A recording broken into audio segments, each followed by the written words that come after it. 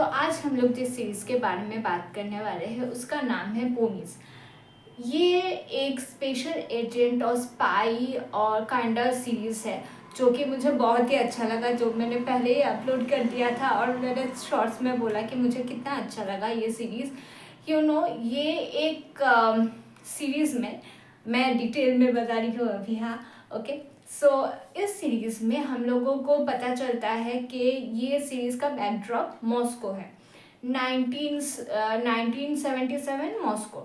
तो दो young lady को इंट्रोड्यूस किया जाता है जिनका बैकग्राउंड है कि उनका जो हस्बैंड है वो यूएस के साथ काम करते हैं और वो यूएस जो एकेडमी है वहाँ पे रहती है, नॉट एकेडमी, लाइक यूएस का जो हेडक्वार्टर है, एक बिल्डिंग है वहाँ पे रहती है। बहुत ही सिंपल लाइफ लीड करती है दोनों ही औरत। बट एक चीज़ है कि दोनों का ही nature, background, way of understanding the world is very different, बहुत ही अलग है एक दूसरे से। ऐसा होता है कि धीरे धीरे हमको समझ में आता है कि एक बहुत ही ज़्यादा मिसहैपनिंग चीज़ उनके साथ होता है। उनको इन्फॉर्म करा जाता है 25th को, मतलब कि क्रिसमस को, कि उनके हस्बैंड यहाँ से चल बैठे। और उनके हस्बैंड मुझसे बोल के गए थे कि हम लोग अभी आ जाएंगे और एक बहुत ज़्यादा बड़ा पार्टी हो रहा था, सभी एक साथ एंजॉय करेंगे, जैसे होता है यूजुअली। हम लोग फैमिली मेम्बर्स के साथ ऐसे चीज़ें करते हैं कि हाँ इस तारीख को हम लोग ये करेंगे वो करेंगे। पूरा प्लान था, सब कुछ सॉर्टेड था, पर उनको ये बोला जाता है कि अभी आपके हस्बैंड्स चल बैठे। तो वो दोनों जो लड़कियां थी वो यार सैड, डेवास्टेटेड, उनका दुनिया पूरा हिल गया कि क्या हुआ। मतलब इतना ऑब्वियसली हमको सभी को पता है कि ये सारी चीज़ें कितना अनसर्टेन है, पर इतना ज़्यादा ये चीज़ होगा उनको बिल्कुल भी इसका रियलाइजेशन नहीं था। फिर ये चीज़ हुआ, वो वापस लौटी यूएस में।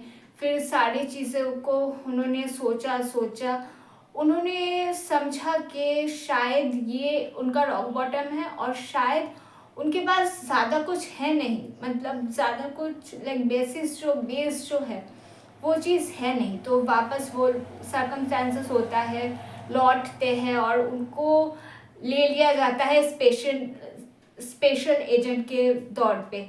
एक असाइनमेंट उनको दिया जाता है और उनको ये भी अवेयर किया जाता है कि सारे जो स्पेशल एजेंट्स थे टॉप क्लास ए लिस्टेड वही मॉस्को में आते हैं और सारे लोग इस पर्टिकुलर मिशन में फेल कर चुके हैं।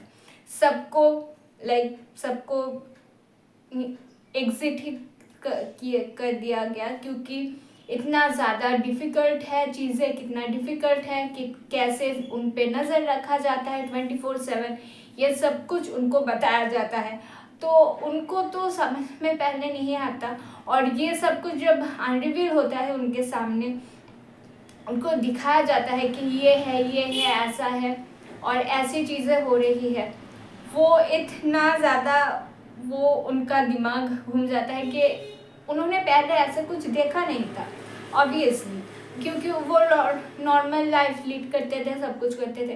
पर अभी जो उनके सामने हो रहा था और उनको एसेस करना था क्या है क्या नहीं, उनका दिमाग घूम जाता है। बट एक चीज़ होता है कि शायद दोनों एक साथ आने के बाद ही उनको चीज़ें असाइन किया जाएगा और उनको एक स्पेशल एजेंट के लिए एज अ टीम काम करना पड़ेगा, क्योंकि उनको लगता है, हायर अप्स को लगता है कि दोनों एक साथ जो पावर और बॉन्ड क्रिएट कर सकते हैं और जो स्पार्क उनमें है वो अकेले वो नहीं कर पाते। तो एक साथ वो आते हैं, सारी चीज़ें करते हैं, सारे पॉजिटिव चीज़ जो भी है। एक चीज़ मैं बताती हूँ, तो वो जो भी यूएस से आते हैं उनके पीछे एक जन नज़र रखते हैं, ओके।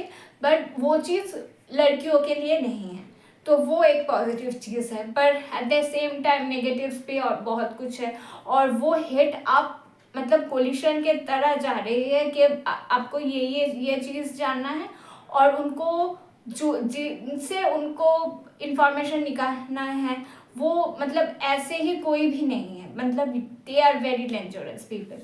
सो ये सब कुछ कैसे करते हैं, ड्रिफ्ट करते हैं, क्या होता है क्या नहीं होता है। मुझे ये सीरीज़ सच में बहुत अच्छा लगा और मुझे और डिटेल में बताना था, पर मुझे लगता है कि ये चीज़ अगर आप देखोगे और खुद एक्सपीरियंस करोगे तो मुझे लगता है कि आपको और अच्छा लगेगा। और भी एक चीज़ है जो मुझे अच्छा लगा, वो है ये लोगों ने जैसे सारी इमोशंस से जूझा है, डील किया है।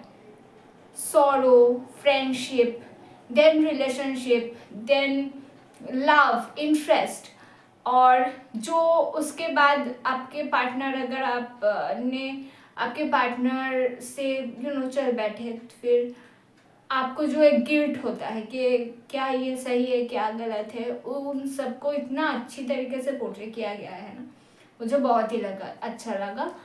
Thank you very much for listening. हाँ, नेक्स्ट में आपसे मुलाकात होगा। So bye, see you on the next one.